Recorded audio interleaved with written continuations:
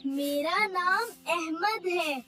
मैं रोज स्कूल जाता हूँ और हमेशा सच बोलता हूँ। मैं खूब मेहनत करता हूँ और दिल लगाकर पढ़ता हूँ।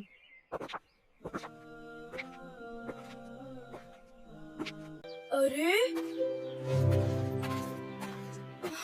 ये पर्स यहाँ कैसे पड़ा है? इसमें तो काफी पैसे हैं। ये किसी जरूरतमंद का होगा। मैं ये अपने पास नहीं रखूंगा। मुझे असली मालिक को वापस करना चाहिए।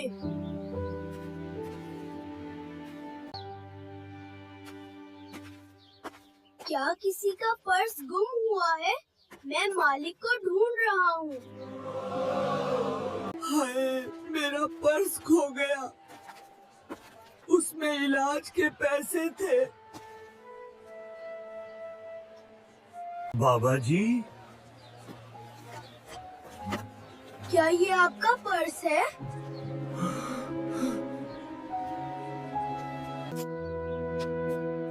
ये मेरा ही पर्स है। तुमने मेरी बड़ी मदद की। अहमद हमारे गांव का बेहतरीन बच्चा है।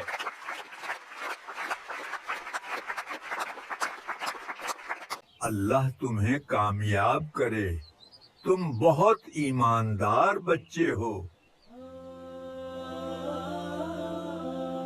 अहमद, तुम सच्चाई और ईमानदारी की मिसाल हो। ये इनाम तुम्हारे लिए है।